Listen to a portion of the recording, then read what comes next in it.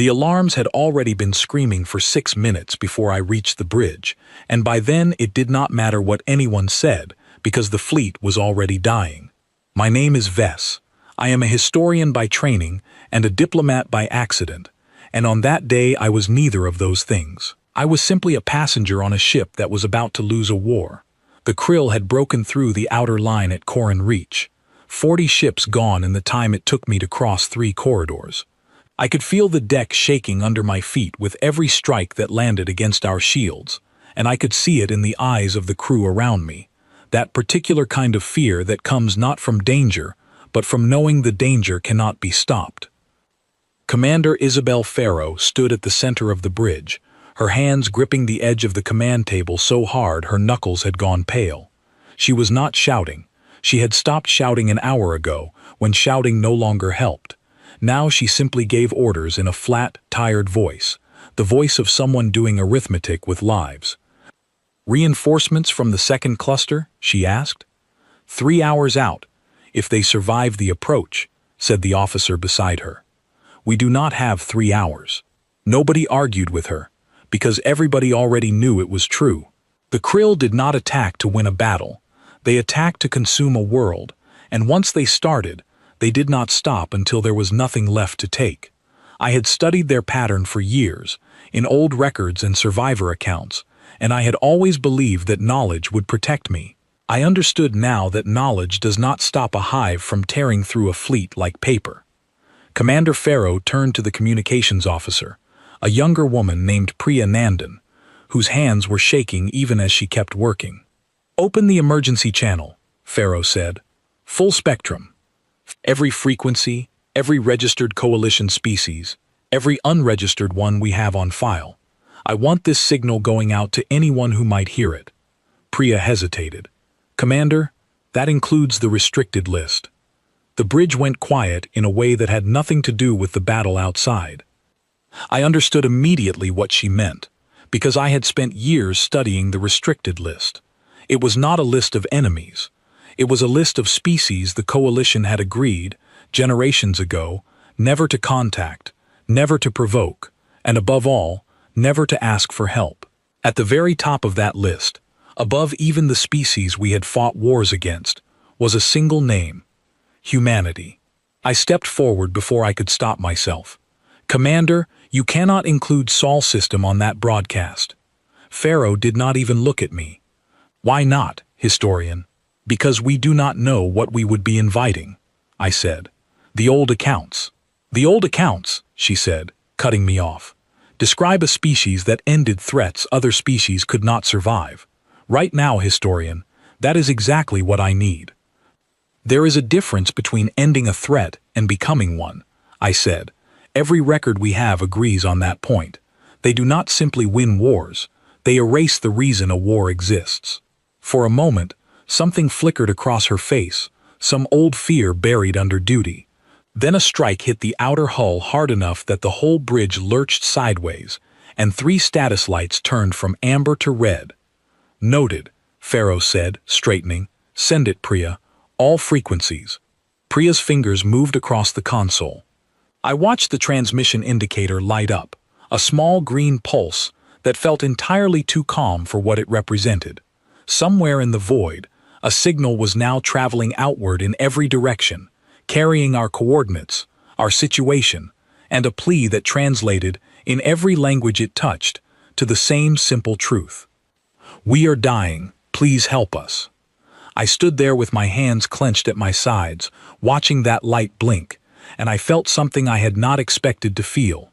Not relief, not hope, something closer to dread, the kind you feel when you have opened a door you were told, your entire life, never to open. The battle did not pause to let us wonder about consequences. Another wave of krill fighters tore through our forward screen, and the ship shuddered again, this time hard enough to throw Priya out of her chair. I caught her arm before she hit the deck, and she looked up at me with wide eyes. "Thank you," she said, breathless. "Do not thank me yet," I said. "Get back to your station." She did, because that is what discipline looks like when the alternative is despair. For the next hour, we fought a battle we could not win. I will not pretend I understood every tactical decision made on that bridge, because my training was in language and history, not warfare. But I understood loss well enough to recognize it happening around me. Ships blinking out of the display one by one. Officers relaying casualty numbers in voices that had learned to sound steady even when nothing about the moment was steady at all. At one point, Pharaoh turned to me, and for the first time since the alarms began, she looked less like a commander and more like a person. "You study them," she said. "Humans. Tell me something useful. Not a warning. Something useful." I thought for a long moment, searching through years of research for anything that might matter now. "There is one thing every surviving account agrees on," I said. "When humans respond to a threat, they do not respond slowly, and they do not respond halfway. If they come, they will not come to negotiate." Pharaoh gave a short, humorless laugh. "Good. I am tired of negotiating." Then the display flickered, and Priya's console let out a soft, unfamiliar chime, one none of us had heard before because it belonged to a channel we had never used. "Commander," Priya said, her voice suddenly very quiet, "I have a response." The bridge went still. Even the distant tremble of the battle outside seemed to fade into the background, as if the ship itself were holding its breath. "Source?" Pharaoh asked. "Sol system," Priya said. It came back almost instantly. Faster than it should have been physically possible, given the distance, unless... Unless what? "Unless they were already listening," Priya said. "Unless they were already close." I felt something cold settle in my chest. "Put it through," Pharaoh said. The message was short. No greeting, no formal introduction, none of the diplomatic language that every other species used when opening a channel for the first time. Just a string of coordinates, and beneath them, 4 words that would echo in my mind for the rest of my life. "We're already moving. Hold." Nobody on the bridge spoke for several seconds. I looked at the coordinates on the screen, and my stomach turned cold, because they were not coordinates for Sol system. They were coordinates far closer than that, well within what should have been neutral, unclaimed space. Space where, according to every treaty on record, no human vessel was supposed to be. "That is not possible," said the tactical officer, a broad-shouldered man named Callum Ashworth, who had spent the entire battle so far calm and unshaken. Now his voice cracked slightly at the edges. "Those coordinates place a fleet less than 2 hours from our position. There is no human presence authorized anywhere near there." "Authorized by who?" Pharaoh said quietly. Nobody answered her, because we all understood the truth underneath the question. Humanity had never asked permission to be anywhere. They had simply agreed, for reasons no outside species fully understood, to stay quiet, to stay contained, to stay out of galactic affairs unless something forced them out. And now, apparently, something had. I thought about the restricted list again, about every warning I had ever read, every survivor account passed down through generations of careful, frightened scholarship. None of it had prepared me for 4 words on a screen, and the sudden, sinking realization that we had just called something we did not understand into a fight we were already losing. Pharaoh straightened her shoulders, the way I imagine a person does right before stepping off a ledge they cannot climb back from. "All hands," she said, her voice carrying across the bridge. "Hold the line.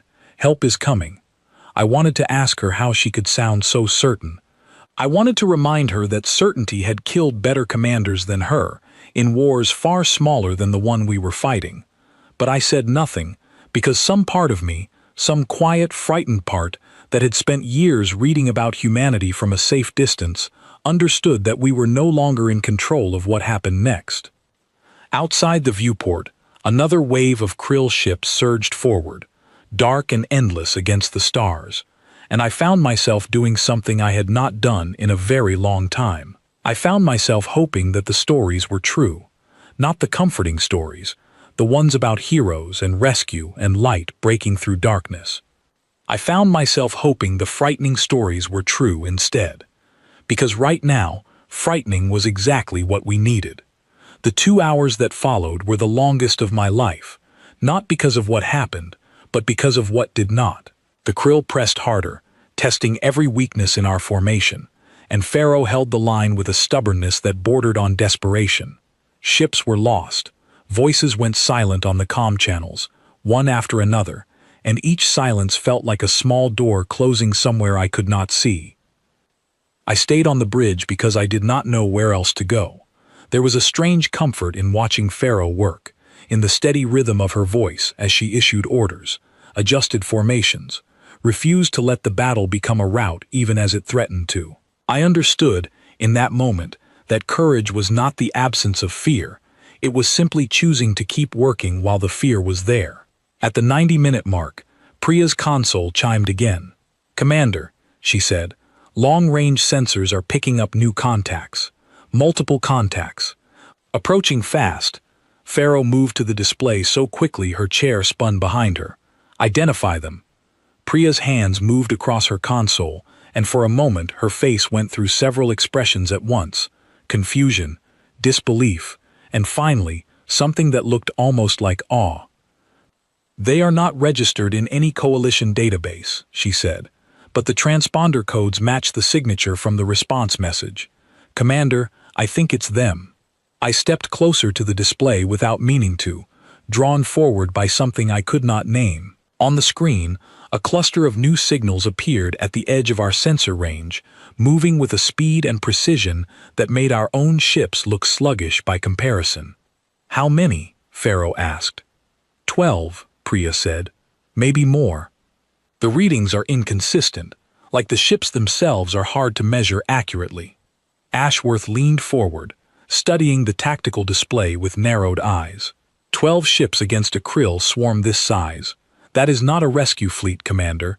That is a suicide run. Pharaoh did not answer him immediately. She was watching the display with an expression I had not seen on her face before, something caught between fear and fragile, dangerous hope. "Maybe," she said finally, "or maybe they know something about that swarm that we do not." I thought about the restricted list again, about every careful, frightened line ever written about humanity by scholars who had never actually seen them fight. I thought about the 4 words that had answered our desperate call across the dark. "We're already moving, hold." And I realized, watching those 12 signals close the distance on the display, that we were about to find out exactly what kind of help had answered us. The krill swarm noticed the new arrivals almost immediately. Their formation, which had been pressing steadily against our weakened line, began to shift, splitting into smaller groups, as if uncertain how to respond to something they had never encountered before. For the first time since the attack began, I saw hesitation in an enemy that had never once hesitated in any record I had studied. "They are changing course," Priya said, her voice tight with disbelief. "The krill are pulling back from our formation. They are moving to intercept the new contacts instead." Pharaoh's jaw tightened. "Do not let that stop us from holding our position. Whatever is coming, we still have a fleet to save."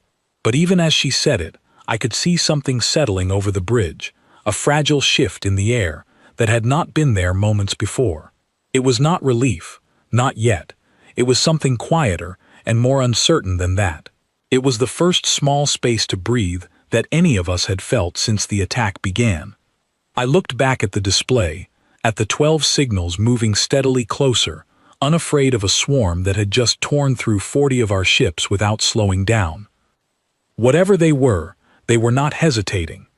And somewhere beneath my fear, a small, stubborn part of me finally allowed itself to hope. The 12 ships did not slow down as they approached, and that alone told me something important about the species that had sent them. Every fleet I had ever studied, coalition or otherwise, approached a battle with caution, forming defensive screens, testing enemy strength before committing fully. These ships did none of that. They came in fast, in tight formation, moving with a confidence that seemed almost careless, until I realized it was not carelessness at all. It was familiarity. Whoever was flying those ships had done this before, many times, and they no longer needed to be cautious about something they already understood. Ashworth stood beside me at the tactical display, his eyes narrowed at the readings scrolling past. "Their hull composition is strange," he said. "Dense, layered, nothing like standard coalition design. And look at the weapon signatures. Half of them do not match anything in our database. What does that mean? I asked. It means, he said slowly, that whoever built these ships was not trying to look impressive. They were trying to survive something. There is a difference. I thought about that for a long moment, watching the 12 signals close the final distance toward the edge of the Krill formation. Everything I had read about humanity over the years had described them in extremes, either as monstrous or as misunderstood, but rarely as simply practical. Yet here was practicality made visible in the design of their ships: scarred hulls, mismatched armor plating, weapons clearly built for function rather than elegance. They look like they have already lost something, I murmured, more to myself than to anyone else. Pharaoh, who had been listening without seeming to, glanced at me. Everyone who survives a war looks like that, historian. Before I could respond, the first contact happened. The Krill had reorganized into a defensive cluster, still confident in their numbers despite the unfamiliar arrivals. As the human ships closed the gap, I expected some kind of opening maneuver, a probing strike, a testing volley, the kind of careful engagement I had studied in 100 historical battles. Instead, the 12 ships simply attacked, all at once, with a coordination so precise it looked less like combat and more like a single organism moving with 12 separate bodies. The results were immediate, and to my eyes, almost impossible to process. 3 Krill vessels went dark within the first minute, not damaged, not disabled, simply gone from the tactical display entirely. The human formation did not pause to confirm the kills. They moved through the gap they had created and pressed deeper into the swarm, breaking apart the Krill's defensive structure before it had a chance to properly form. "They are not fighting a battle," Ashworth said, his voice hushed with something between awe and unease. "They are dismantling a structure, like they already know exactly where to hit." I watched the display in silence, trying to reconcile what I was seeing with everything I had read. The scholarly accounts I had studied for years described human warfare as brutal, but disorganized, driven more by stubbornness than strategy. What I was watching now was neither stubborn nor disorganized. It was precise, almost surgical, executed with a calm efficiency that felt more unsettling than any chaos could have been. "Commander," Priya said suddenly, her voice tight, "I am picking up communication from the lead human vessel. They are requesting a direct channel to the bridge." Pharaoh straightened. "Put it through." The voice that came through the speakers was calm, measured, and entirely too composed for someone in the middle of an active battle. "This is Commander Ethan Cole, requesting status update on your fleet's condition. We need to know where to focus our support." Pharaoh exchanged a brief glance with Ashworth before responding. "This is Commander Isabel Pharaoh, Coalition Flagship Halcyon. Our outer formation has taken heavy losses. We are attempting to hold the inner line, but our shields are failing on 3 vessels." "Understood," Cole said. "Hold your position. We will draw the swarm's attention away from your weakened ships. That will expose your own formation to the bulk of their numbers," Pharaoh said. There was the briefest pause before Cole answered, and when he did, his voice carried no hesitation at all. "That is the idea, Commander." The channel closed, and for a moment, nobody on the bridge spoke. I found myself staring at the display, watching as the 12 human ships adjusted their formation, deliberately positioning themselves between our weakened vessels and the bulk of the Krill swarm. They were not simply engaging the enemy, they were placing themselves directly in harm's way to protect ships crewed by a species that, until a few hours ago, they had never met and had no obligation to save. "Why would they do that?" I asked quietly. "We are strangers to them. We have never had contact with their people before today." Pharaoh did not answer immediately. She was watching the display with an expression I could not quite read, somewhere between gratitude and something heavier, something closer to guilt. "Maybe that is exactly why," she finally said. "Maybe they do not need a reason beyond someone asking for help." I wanted to believe that. Some quiet, hopeful part of me did believe it, at least in that moment. But years of careful research had taught me that surface behavior rarely told the whole story, and I found myself watching the human formation with a mixture of gratitude and unease that I could not fully separate from one another. The battle that followed lasted nearly 40 minutes, though it felt both shorter and longer than that all at once. The human ships fought with a rhythm that seemed almost choreographed, breaking apart krill formations, drawing enemy fire away from our weakened vessels, retreating only when necessary, and always in a way that seemed calculated rather than desperate. I watched Priya track the shifting battle lines with growing disbelief. "Commander, the krill are pulling back from 3 separate flanks. I have never seen them retreat during an active engagement before, not in any recorded battle." "They are not retreating," Ashworth said slowly, studying the pattern on the display. "They are regrouping, trying to find a way around a threat they cannot predict." I understood what he meant almost immediately.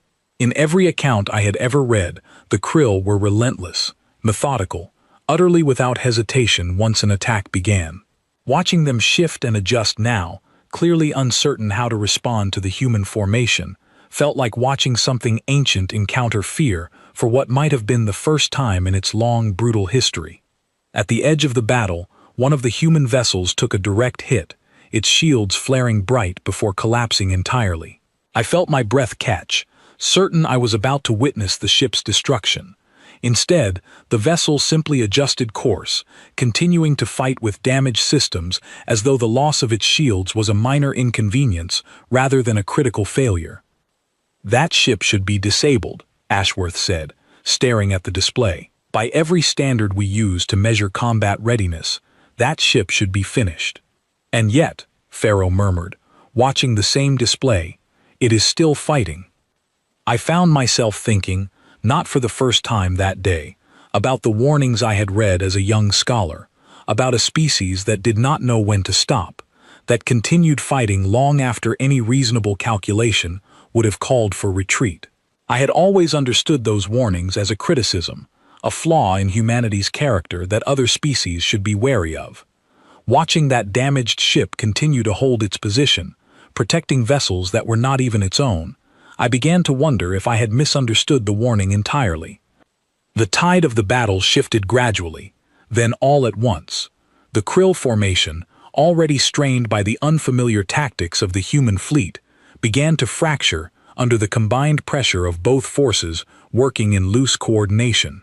Ships that had been advancing steadily toward our position for hours suddenly found themselves pulled in multiple directions, unable to press their advantage while also defending against an enemy that refused to behave predictably.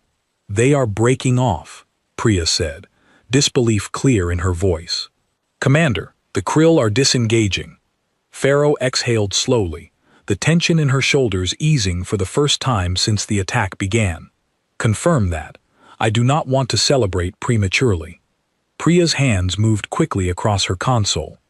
After a long moment, she looked up, her expression somewhere between relief and lingering disbelief. "Confirmed.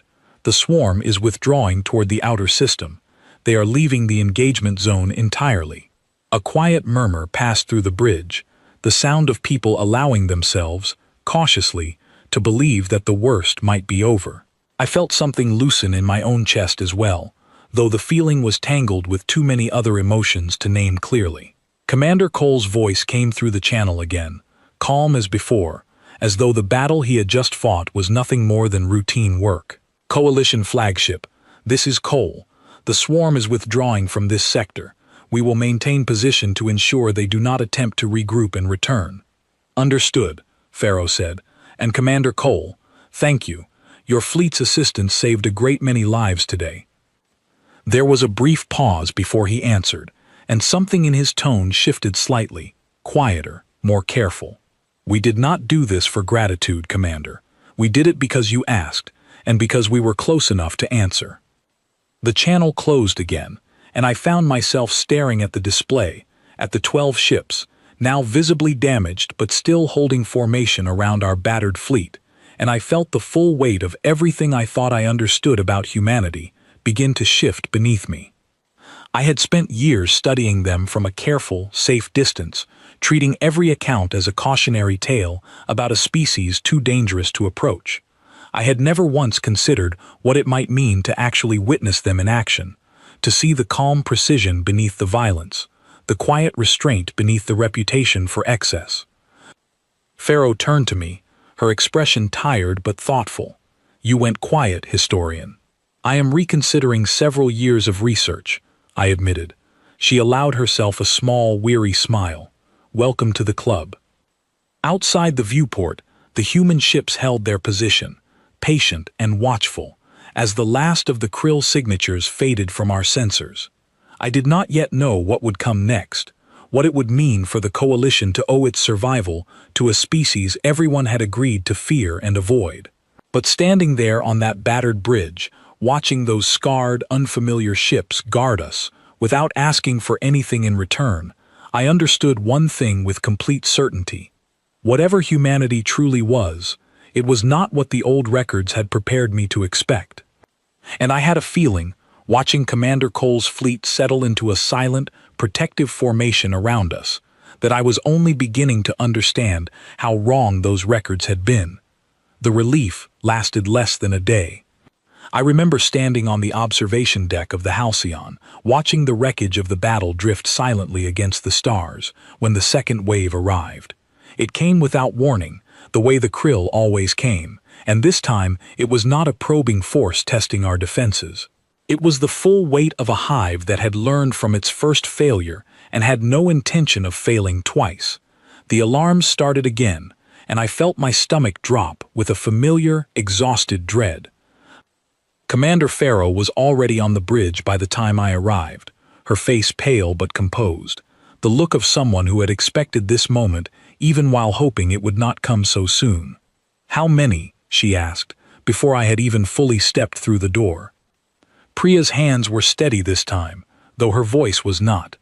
"Sensors are reading a formation nearly triple the size of the first wave. Commander, this is not a scouting force. This is the Hive Mother's main body." The bridge fell into a heavy, tense silence. I had read about Hive Mothers in old accounts, massive vessels that served as the command center and biological core of a krill swarm. In every recorded engagement, once a Hive Mother committed to a battle, the outcome was almost never in doubt. Worlds had fallen to less. "Contact the human fleet," Pharaoh said. "Immediately." Priya was already working before the order finished leaving Pharaoh's mouth. A moment later, Commander Cole's voice came through the channel, calm as always, though there was a new weight beneath it now, something sharper and more focused. "We see it," he said, before Pharaoh could even explain. "That is the Hive Mother. We were hoping we would not have to deal with her yet." "You have encountered this kind of vessel before?" Pharaoh asked. There was a pause, brief but heavy with meaning. "We have encountered things like it," Cole said. "Not this exact one, but we know the pattern. Commander, I need you to trust me on something, and I need you to do it quickly." "I am listening." "Pull your fleet back," Cole said. "Full retreat to the second defensive line. Do not engage the Hive Mother directly, and do not let your ships get caught in her outer formation." Pharaoh's jaw tightened. "That leaves your fleet alone against a force 3 times your size." "It leaves my fleet doing what we came here to do," Cole said. "Commander, please. Every ship you keep in this fight is a ship I have to protect instead of use. Pull back." I watched Pharaoh's face as she weighed the request, and I understood in that moment the particular kind of pain that comes with accepting help you did not want to need. She gave the order anyway, because that is what leadership demands when pride becomes a liability. "All ships, fall back to the second line," she said, her voice carrying across the bridge. "Confirm formation change immediately." As our fleet withdrew, I stayed at the viewport, watching the 12 human vessels reposition themselves between the retreating coalition ships and the advancing Hive Mother. From this distance, the enemy vessel was almost impossible to comprehend, a structure so vast it seemed less like a ship and more like a fragment of a small moon, covered in shifting, organic plating that pulsed faintly with dark orange light. "That is not a warship," Ashworth said quietly beside me. That is an entire ecosystem built for war. I said nothing because I did not trust my voice to remain steady. The engagement that followed was unlike anything described in any record I had studied. The hive mother did not attack directly. Instead, it began releasing smaller vessels from its surface, dozens at first, then hundreds, swarming outward like something living rather than mechanical. The 12 human ships did not retreat from the overwhelming numbers. They adjusted their formation and began, methodically, to thin the swarm before it could fully form around them. They are targeting specific points on the hive mother's surface, Priya said, watching her readings with growing fascination. Not random strikes. There is a pattern to it. They are looking for something, Ashworth murmured. A weakness. I thought about Commander Cole's earlier words, the careful certainty in his voice when he described encountering things like the hive mother before. Not this exact threat, but its pattern. I began to understand, watching the human fleet work with such deliberate precision under overwhelming odds, that this was not their first encounter with something built like this. It might not even have been their 10th. The battle stretched on, and with it came a kind of tension I had never experienced before. Not fear exactly, though fear was certainly part of it, but something closer to helpless awe. I watched ships smaller in number, but far more precise in execution, hold their ground against odds that should have crushed them within minutes.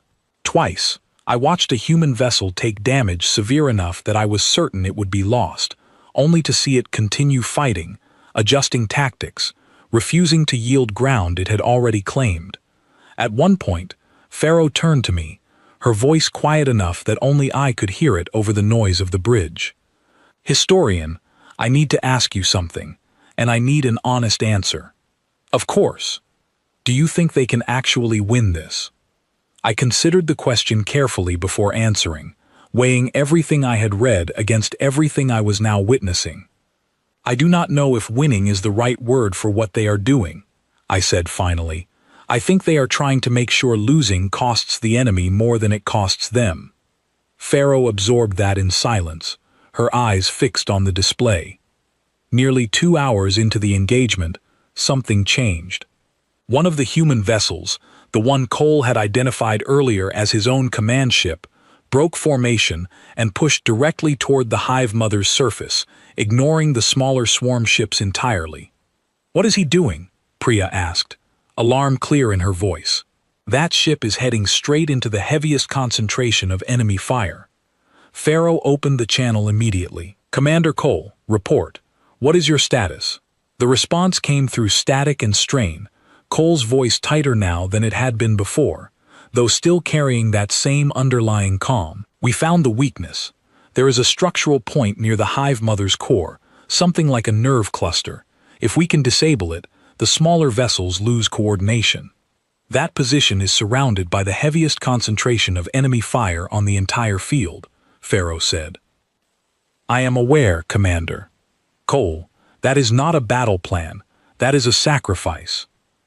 There was a brief pause, filled only with the distant, distorted sounds of the ongoing engagement. When Cole spoke again, his voice had steadied into something quiet and resolute.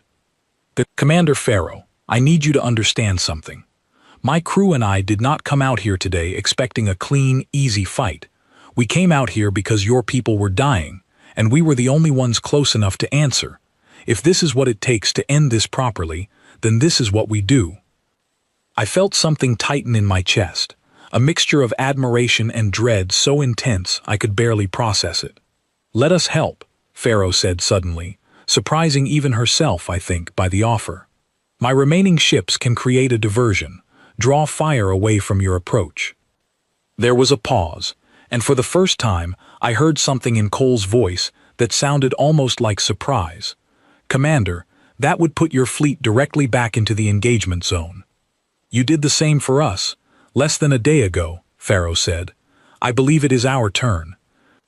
I watched her give the order, watched our remaining ships turn back toward the battle they had only just retreated from, moving to draw the swarm's attention away from the human vessel's dangerous approach. It was not a large force. It was not even a particularly strong one, not compared to what we had already lost.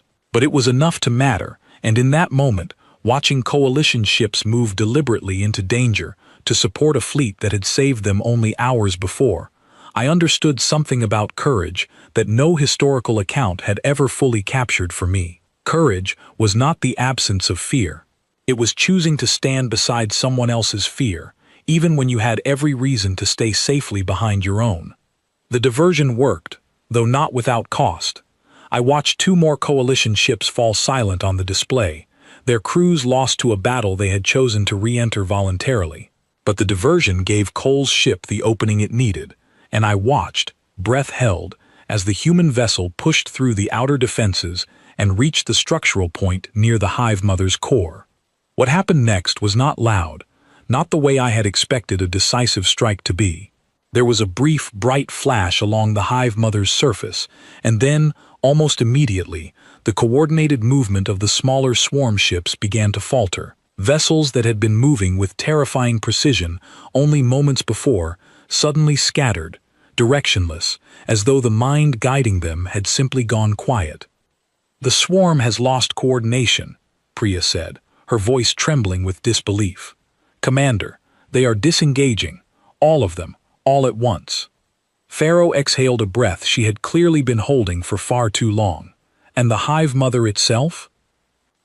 Priya checked her readings again, and for a long moment her expression remained tense, uncertain. Then, slowly, something like relief broke through. "It is retreating, Commander, withdrawing from the system entirely. I do not think it can sustain an attack without its swarm." A wave of quiet disbelief moved across the bridge, the kind that comes when danger ends so abruptly it takes a moment to feel real. I found myself gripping the edge of the console beside me, my legs suddenly unsteady beneath me. "And Commander Cole's ship?" Pharaoh asked, her voice tight with concern. Priya's hands moved quickly across her console, searching for a signal. The silence that followed stretched long enough that I felt my chest tighten painfully. Then, finally, a faint transmission broke through the static, weak but unmistakably present. "This is Cole," came the voice, strained but alive. "Ship is heavily damaged. Life support is holding. We are still here." The relief that swept through the bridge was almost physical in its intensity. Pharaoh closed her eyes briefly, something I had never seen her do before opening them again with renewed focus.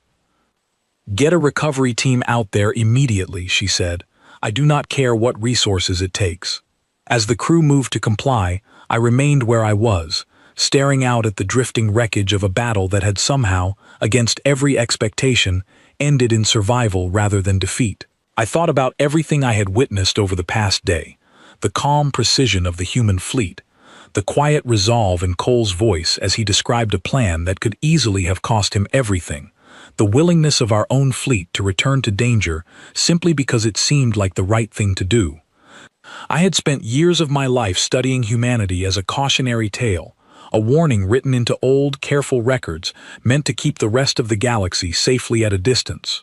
Watching the aftermath of that battle, watching damaged ships hold steady formation around a fleet they barely knew, I understood that I had been studying the wrong lesson entirely.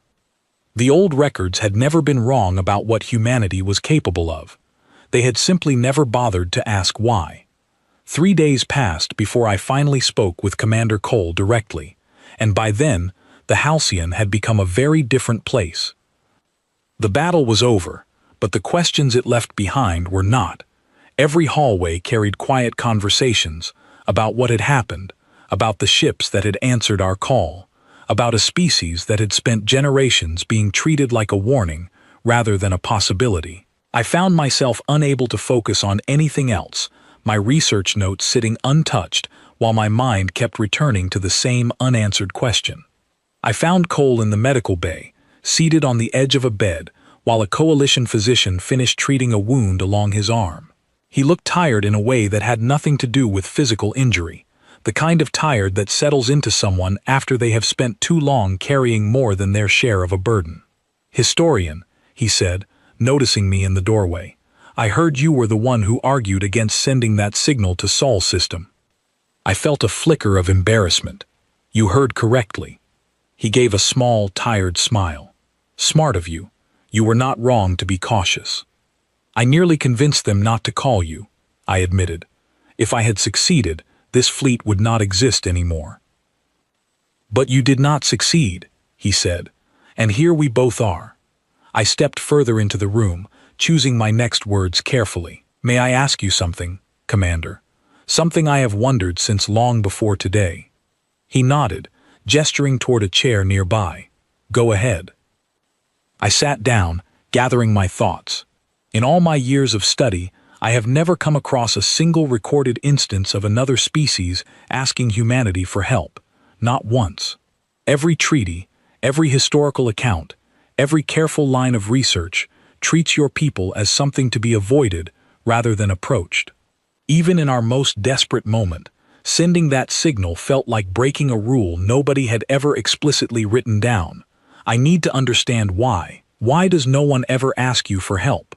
Cole was quiet for a long moment, his eyes fixed on some point beyond the room, somewhere I could not follow.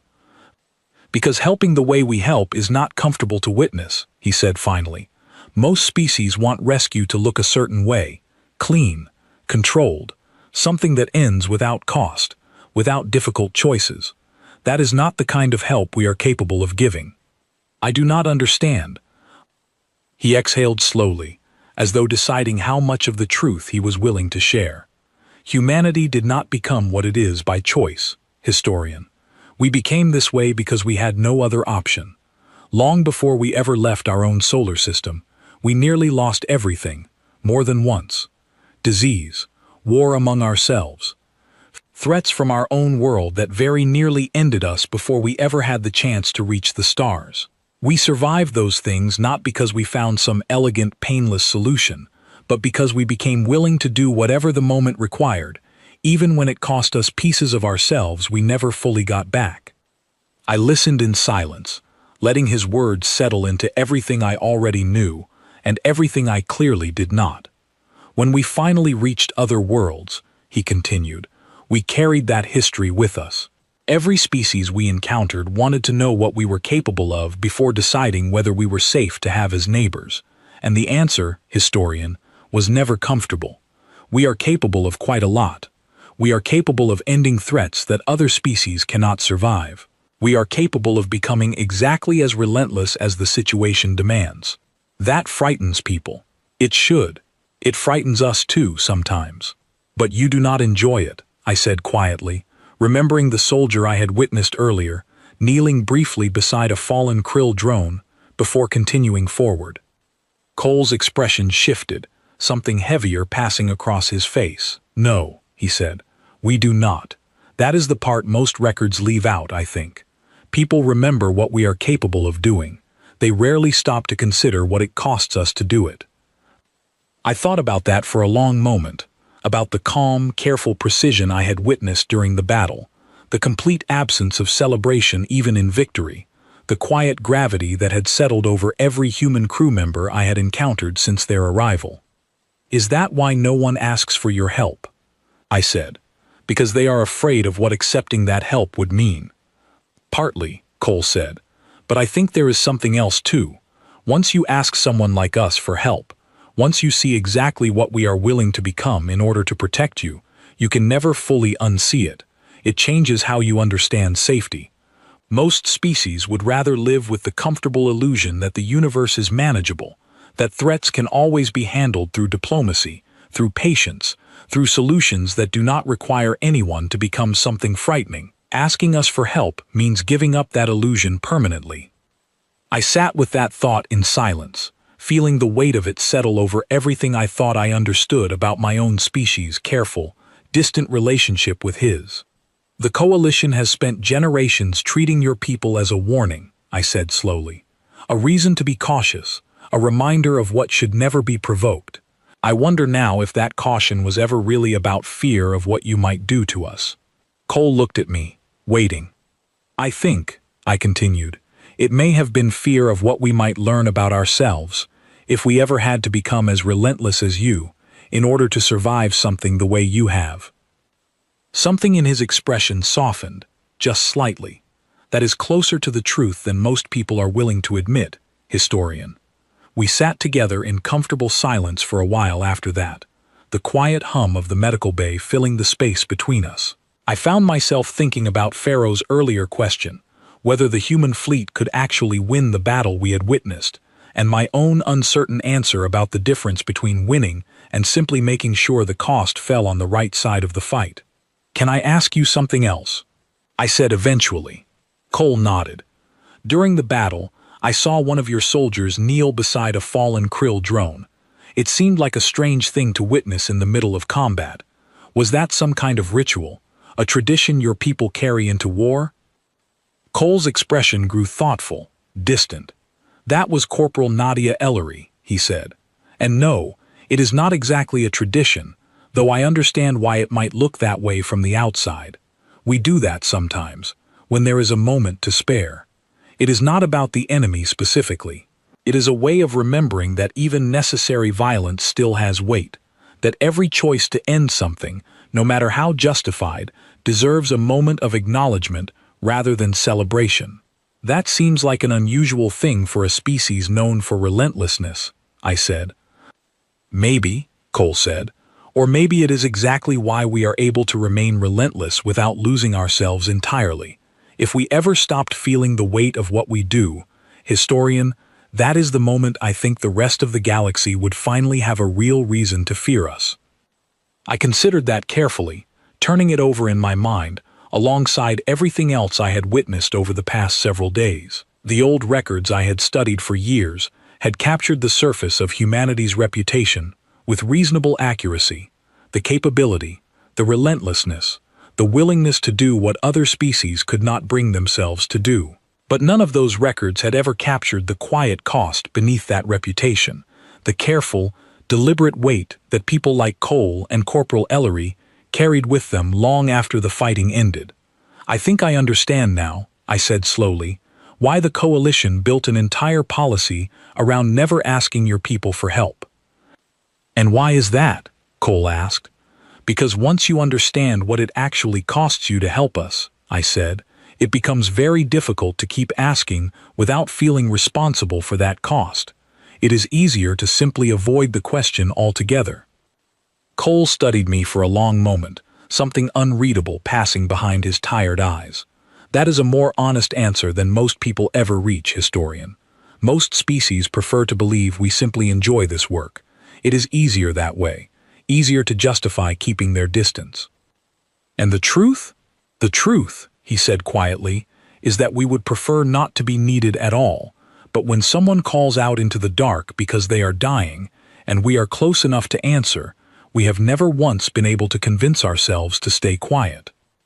I left the medical bay some time later with far more questions than I had arrived with, though they were different questions now, softer and more complicated than the careful academic curiosity that had defined my research for years. I had spent so long studying humanity as a puzzle to be solved from a safe distance, cataloging their capabilities, their history, their reputation among the stars. I had never once considered what it might mean to actually sit across from one of them and listen to the quiet cost beneath the legend. Walking back through the ship's corridors, I passed several Coalition crew members, speaking in hushed, uncertain tones about the days ahead, about what it would mean for our people to now be indebted to a species everyone had spent generations agreeing to avoid. I understood their uncertainty, because I shared it myself. But beneath that uncertainty, something else had begun to settle in me as well, something that felt less like fear and more like a quiet, complicated respect. The galaxy had spent generations calling humanity monsters, using that word as a warning, a reason to keep their distance, a justification for silence, even in the face of desperate need. Standing in that corridor, thinking about Cole's tired voice and Corporal Ellery's brief, quiet moment of acknowledgement beside a fallen enemy, I began to wonder if the word had ever truly belonged to them at all.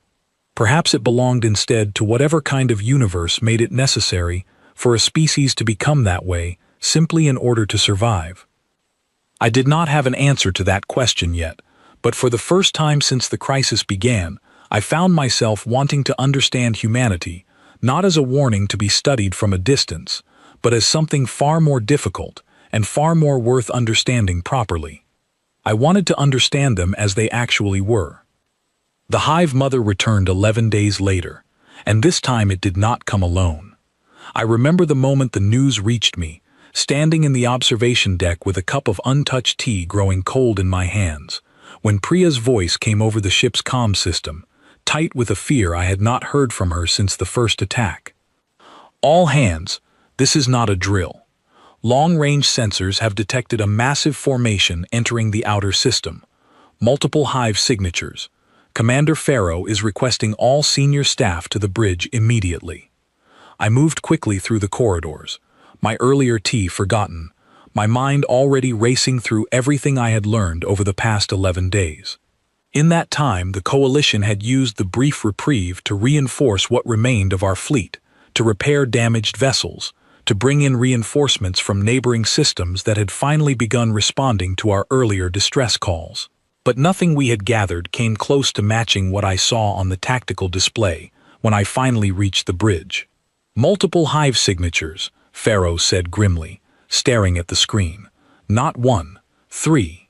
The bridge was silent, except for the low hum of equipment and the occasional soft chime of incoming data. I studied the display, watching 3 distinct clusters of krill signatures forming at the edge of our sensor range, each one anchored by a massive vessel similar to the hive mother we had barely survived less than 2 weeks earlier. They learned from their failure, Ashworth said quietly. They are not making the same mistake twice. Contact Commander Cole's fleet, Pharaoh said. Immediately. Priya worked quickly, but her expression grew increasingly troubled as she checked her console. Commander, the human fleet has already been alerted, but their numbers have not increased since the last engagement. 12 ships, several still under repair from the previous battle. Pharaoh's jaw tightened. 12 ships against 3 hive mothers. I felt a familiar cold dread settle into my chest, the same feeling I had experienced during the first attack, when hope had seemed like a distant, fragile thing, but this time, something else accompanied that fear, something I had not expected to feel again so soon. I trusted them. Not blindly, not without reservation, but enough to believe that whatever came next, humanity would not simply retreat and leave us to face this threat alone. I did not know if that trust was wisdom, or simply desperation dressed up as faith, but it steadied me nonetheless. Commander Cole's voice came through the channel a few moments later, calmer than I expected given the scale of what was approaching. Commander Pharaoh, I assume you are seeing the same numbers we are. 3 hive mothers, Pharaoh confirmed. Your fleet cannot handle that alone, Commander. No, Cole agreed easily. It cannot, which is why we are not planning to handle it alone. Pharaoh exchanged a glance with Ashworth. Explain. When we responded to your first distress call, we did not simply send 12 ships and hope for the best, Cole said. We sent a request of our own, back to Sol System, the moment we realized the scale of what your people were facing. Reinforcements have been in transit for the past 9 days. They should be arriving within the hour. A ripple of stunned silence passed through the bridge. I felt my own breath catch, uncertain whether to feel relieved or unsettled by the realization that humanity had been quietly preparing for this exact possibility long before any of us understood how serious the threat truly was. How many ships? Pharaoh asked carefully. 40, Cole said. Perhaps more, depending on how many completed repairs in time. Ashworth let out a low breath beside me. That is still not enough to guarantee victory against 3 hive mothers, Commander. No, Cole admitted, but it is enough to guarantee we do not lose everything trying. I found myself studying the tactical display with a strange, unfamiliar mixture of dread and cautious relief. 40 ships was still a small number compared to the overwhelming scale of what approached us, but it represented something I had not fully appreciated until that moment. Humanity had not simply reacted to our crisis. They had anticipated it, prepared for it, quietly built a contingency for exactly this kind of escalation before we had even fully understood the danger ourselves. You knew this might happen, I said, more to myself than to anyone else. Even during the first battle, you already suspected the Krill would return with greater numbers. Cole's voice, when he answered, carried the weight of hard-earned experience rather than arrogance. Historian, hive-based threats do not simply give up after a single failure. They adapt. They escalate. We have fought enough of them across enough systems to know the pattern well enough to prepare for it in advance. I absorbed that information slowly, feeling the last remaining pieces of my old, careful understanding of humanity shift and resettle into something new. The old records had described humanity as reckless, as dangerously unpredictable. What I was witnessing now was neither of those things. It was disciplined foresight, built from experience so painful that preparing for the worst had become second nature. The reinforcements arrived precisely on schedule, 40 additional human vessels emerging from the edge of the system in tight, coordinated formation, joining the 12 already positioned to defend our fleet. I watched the tactical display fill with new signatures, and for the first time since the crisis began, I allowed myself to believe that survival was more than simply possible. The battle that followed was unlike anything I had witnessed before, larger in scale, more desperate in stakes, and yet somehow steadier in execution than the chaotic engagement 11 days earlier. The combined human fleet moved with practiced coordination, breaking the three hive formations apart before they could fully combine their strength, drawing enemy fire away from coalition vessels whenever possible, absorbing the worst of the danger onto ships built and crewed by people who had clearly trained their entire lives for exactly this kind of impossible fight. I stayed on the bridge throughout the engagement, watching alongside Pharaoh and Ashworth as the battle unfolded across the display, my earlier fear slowly giving way to something closer to awe. The human fleet fought not with reckless aggression, but with careful, deliberate patience, targeting weaknesses, exploiting gaps, refusing to be drawn into engagements that did not serve their larger strategy. At the height of the battle, one of the three hive mothers attempted to break away from the engagement entirely, retreating toward the outer edge of the system in an apparent effort to preserve itself for a future attack. I watched Cole's fleet respond immediately, redirecting a significant portion of their remaining ships to intercept the retreating vessel before it could escape. "They are not letting it go," Ashworth observed, watching the maneuver unfold, even at the cost of weakening their position against the other two. "Why?"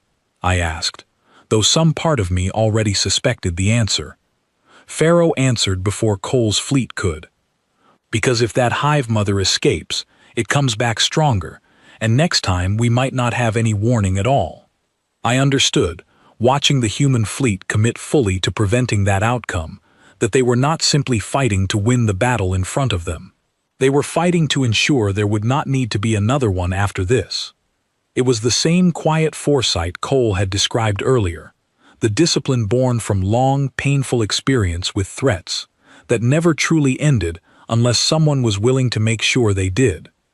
The engagement stretched on for nearly 3 hours, the longest and most difficult battle I had witnessed since the crisis began. Ships were lost on both sides, human and coalition alike, and I found myself gripping the edge of the console more than once as the outcome seemed to hang uncertainly in the balance. But gradually, steadily, the tide began to shift in our favor.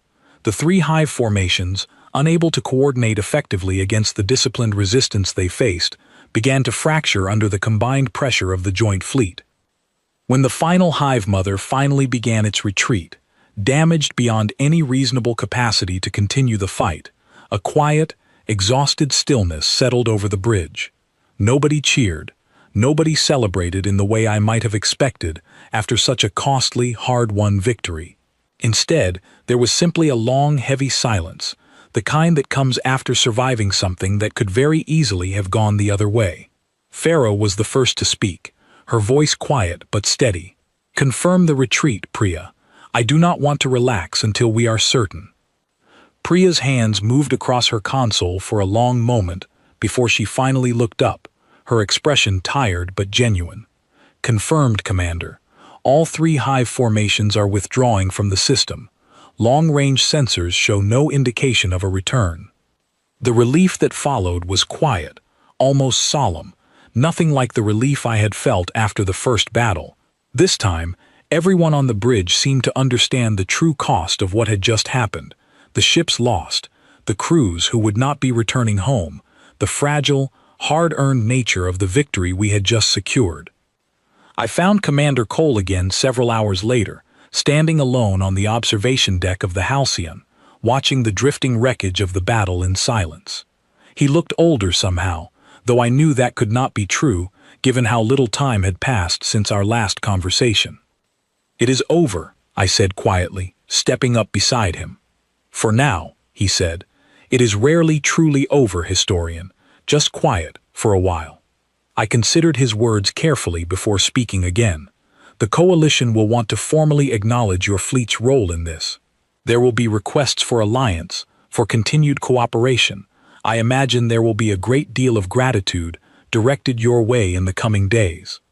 Cole's expression remained thoughtful, distant. "We do not need gratitude, historian. We never have." "Then what do you need?" He was quiet for a long moment before answering. "Just to know that if this happens again, someone will call. That is all we ever really ask for. Not tribute, not alliance for its own sake, just the willingness to reach out, even knowing what it costs to accept the kind of help we offer." I thought about that carefully, about everything I had witnessed over the past 2 weeks, the quiet, disciplined courage beneath humanity's frightening reputation, the careful cost carried by every soldier who fought without ever once celebrating the fighting itself. I thought about Corporal Ellery kneeling beside a fallen enemy, about Cole's tired voice describing a history built from survival rather than conquest, about a fleet that had prepared quietly for a threat none of us had fully understood until it was already upon us. "I do not think the galaxy will ever fully stop fearing your people," I said honestly. "The old records, the careful warnings, the generations of quiet avoidance. I've learned to be careful with that word, ended, because the thing I'm describing didn't end so much as exhaust itself. We have never needed the galaxy to stop fearing us. We only needed it to trust us enough to ask when the moment finally came that mattered." I stood beside him in silence for a long while after that, watching the last traces of battle debris drift slowly across the starlit dark. The human fleet remained in position nearby, quiet and watchful, patient in a way that felt entirely unlike the destructive reputation the old records had always assigned to them. Eventually, Cole's fleet began preparing to withdraw, their repairs complete enough to make the long journey home. There was no formal ceremony, no lengthy farewell, only a brief, simple transmission sent to the Halcyon before the human ships turned and began their slow retreat toward the edge of the system. I read the message myself, standing quietly beside Pharaoh on the bridge as the human fleet disappeared into the dark. "Call if it happens again. We will come. We always do." Pharaoh read the message twice before finally speaking, her voice quiet, thoughtful. "Do you think we made the right choice, historian, sending that signal to Sol System, despite everything you warned us about?" I considered the question for a long moment, thinking back over everything I had witnessed since that desperate, uncertain decision, the calm precision of the first battle, the quiet cost beneath Cole's steady voice, the disciplined foresight that had prepared a fleet for a threat none of us had fully understood until it arrived. "I think," I said finally, "that we called out into the dark, expecting rescue to look a certain way, comfortable and clean and easy to celebrate. What answered instead was something far more complicated than that. Something the galaxy has spent generations calling monstrous, simply because it never learned how to look closely enough to understand the truth underneath that word." Pharaoh studied me carefully. "And what is the truth, in your opinion?" I looked out at the empty space where the human fleet had been only moments before, thinking of Cole's tired voice, of Corporal Ellery's quiet moment of respect beside a fallen enemy, of a species that had survived its own extinction not through comfort or ease, but through a hard, relentless willingness to become whatever the moment required. "The truth," I said quietly, "is that the galaxy calls them monsters because it is easier than admitting the truth. Monsters do not answer when you scream into the dark for help. Only someone does. And once you understand what kind of someone was willing to answer, You can never again pretend the universe was ever truly safe without them. Pharaoh said nothing for a long while, simply watching the stars where the human fleet had vanished, and I stood beside her, feeling the quiet, complicated weight of everything I now understood settle firmly into place.